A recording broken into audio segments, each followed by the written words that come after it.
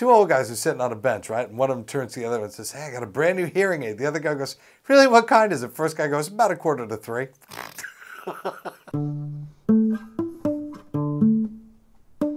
This is a good one.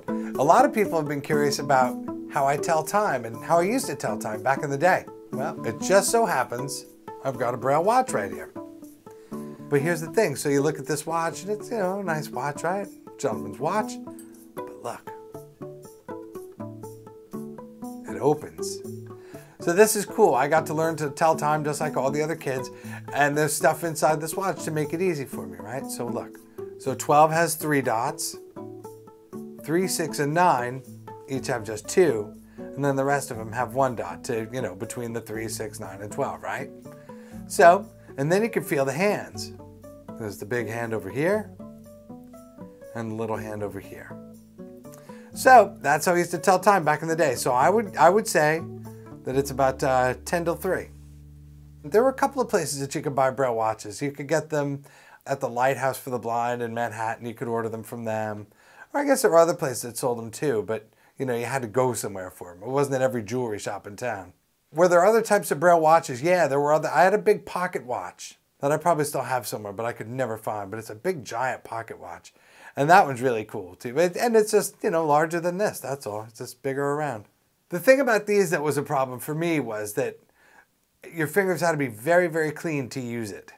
Or else whatever was inside, whatever was on your fingers would get inside and then stop the watch and it'd be broken. And, it'd only be right twice a day.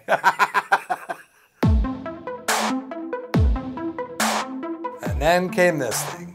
And this thing sort of replaced the watch. I mean, I can just hit the button on the bottom here. 10:25 p.m. Plus, when I'm on the laptop, I have that set up to tell me the top of every hour anyway. So I use this weird voice on it. It's like, it's 11 o'clock. This voice called Zarvox. I love it. I don't do anything else with it, but man, it can tell me the time every hour. It's tremendous. How about another piece of technology from the past? This was a cool thing too. I remember getting this as a gift. I think my mom gave this to me. And this is a talking caller ID device. Yeah. So what I could do when I want to know who's calling or when the phone rings, it will just tell me and it will speak just like this. October 4 at 12:39 p.m.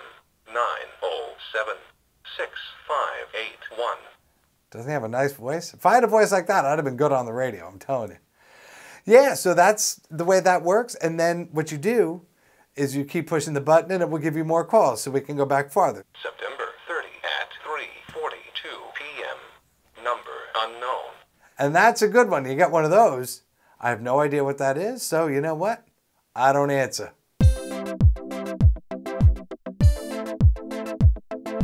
Imagine how big a watch would be if you did 24-hour time. It'd be like twice the size. It'd be like Flavor Flav. You know what time it is when an elephant sits on your fence? Time to buy a new fence.